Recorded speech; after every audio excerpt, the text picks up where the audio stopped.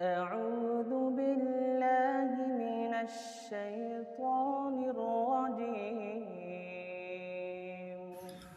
সুপ্রিয় দর্শক শ্রোতা, আজ আপনাদেরকে নিয়ে এসেছি এমনই একটি জায়গা, যে জায়গাটি দেখার জন্য অনেক মানুষ অনেক দূর দূরান্ত থেকে ছুটে আসে। যে ব্যক্তিকে এক পলক দেখার জন্য বাংলার আপামর জনতা, কোরআন প্রিয় জনতা, ইসলাম প্রিয় জনতা, দিন কায়েমের আন্দোলনের তৌহিদি জনতা, যার জন্য চোখের পানি ফেলে ফেলে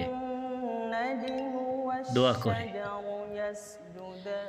যতদিন তার নামটি মানুষের মনে আসবে ততদিন তার জন্য দোয়া করে যাবে। সেই বাংলার মানুষের হৃদয়ের স্পন্দন আল্লামা হযরতে মাওলানা দেলোয়ার হোসেন সাঈদী সাহেবের কবর এটি।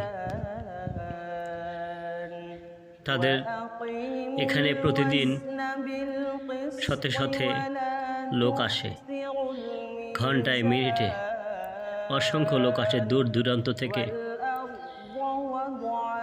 মাওলানা সাঈদী সাহেবের কবরটা এক পলক দেখার জন্য। সবাই লোকজন এসে ঠায় এভাবেই তাকিয়ে থাকে কবরটির দিকে,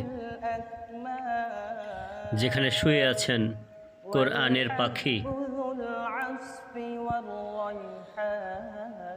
আল্লাহ সুবহানাহু ওয়া তাআলা।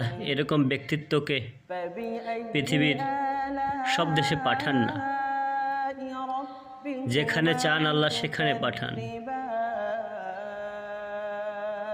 আমরা সেই দুর্ভাগা কপাল পোড়া জাতি, একটা হীরাখণ্ডকে আমরা চিনলাম না, একটা ডায়মন্ডকে আমরা চিনলাম না। সেই কোরআনের পাখিটি এখানে শুয়ে আছে। 40টি বছর মানুষকে কোরআনের দাওয়াত দিয়েছে।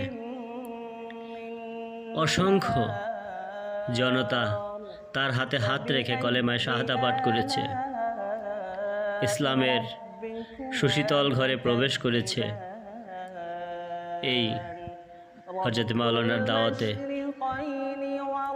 তার তাফসীর শুনে অনেক জনতা বাবা মায়ের মর্যাদা কি সেটা বুঝতে পেরেছে, কোরআন কি সেটা বুঝতে পেরেছে, দিন কি সেটা জানতে পেরেছে।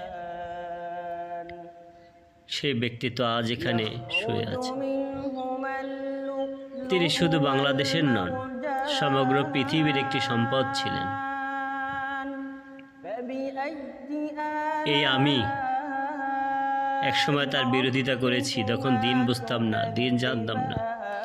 আজ তার কবর দেখে চোখের পানি যেন ধরে রাখতে পারতেছি না, শুধু দোয়া করতেছি তার জন্য।